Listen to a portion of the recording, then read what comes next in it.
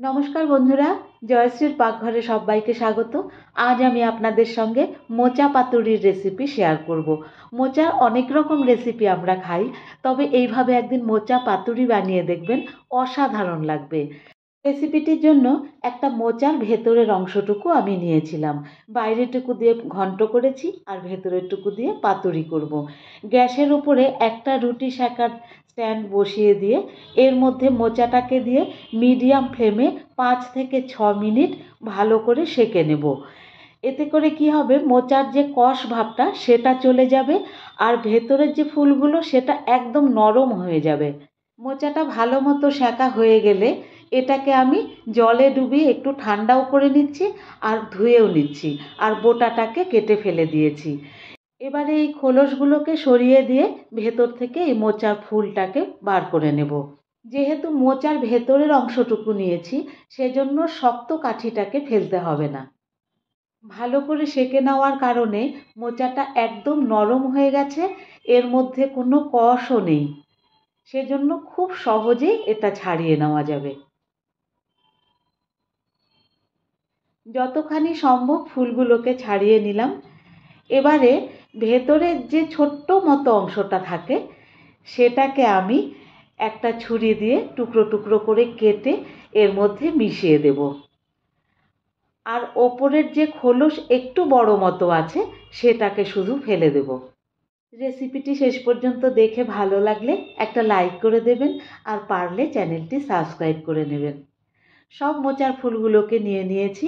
এবারে এই মোচার ফুলগুলোকে একটা মিক্সিং জারের মধ্যে আমি দিয়ে দিচ্ছি, আর সঙ্গে দিয়ে দিচ্ছি 3খানা কাঁচা লঙ্কা।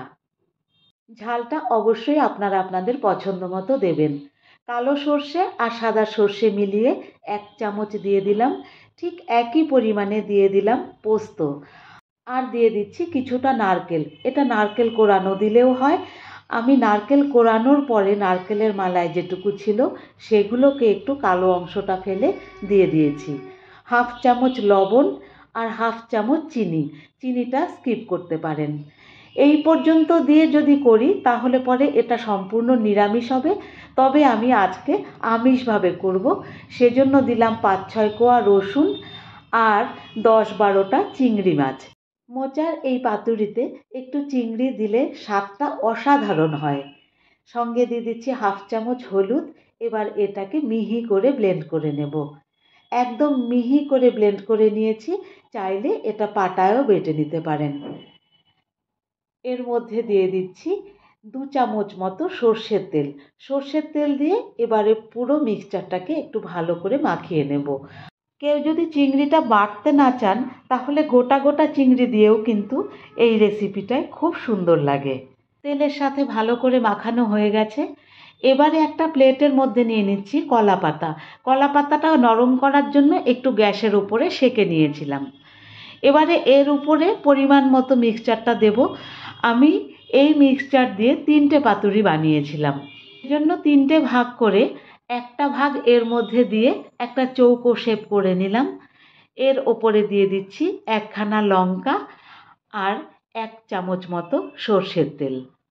এবারে পাতুরি যেভাবে মোড়ায়, এক পাশ থেকে নিয়ে এই রকম করে ফোল্ড করে নিয়ে সুতো দিয়ে ভালো করে বেঁধে নেব।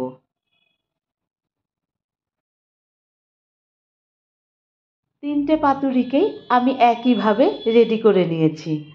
যদি কলা পাতা অ্যাভেলেবেল না থাকে সেক্ষেত্রে লাউ পাতাতেও কিন্তু করতে পারেন। লাউ পাতাতেও অসাধারণ লাগে।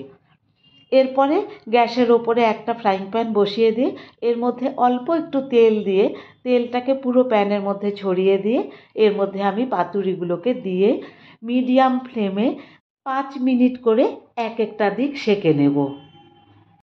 ফ্লেমটা কিন্তু অবশ্যই মিডিয়ামে রাখতে হবে, তা না হলে বাইরে থেকে একদম পুড়ে যাবে আর ভেতরটা কিন্তু ভালো করে হবে না।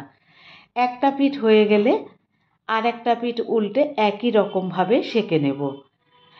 মোচা ঘন্ট বা মোচার কোফতা তো অনেক খেয়েছেন, একদিন এইভাবে মোচার পাতুরি বানিয়ে দেখবেন, অসাধারণ লাগবে খেতে। দুটো পিঠ ভালো করে সেঁকা হয়ে গেলে এবারে আমি নামিয়ে নিচ্ছি। একখানা খুলে দেখাচ্ছি কি দারুণ হয়েছে দেখতে, আর খেতেও দুর্দান্ত। নতুন কিছু ট্রাই করতে চাইলে এই মোচার পাতুরিটি একবার অবশ্যই বানিয়ে দেখবেন, সববার প্রশংসা কুড়াবেন। রেসিপিটি ভালো লাগলে একটা লাইক করে দেবেন, আর কমেন্ট বক্সে অবশ্যই জানাবেন যে মোচার পাতুরি বানালেন কিনা। ধন্যবাদ, ভালো থাকবেন।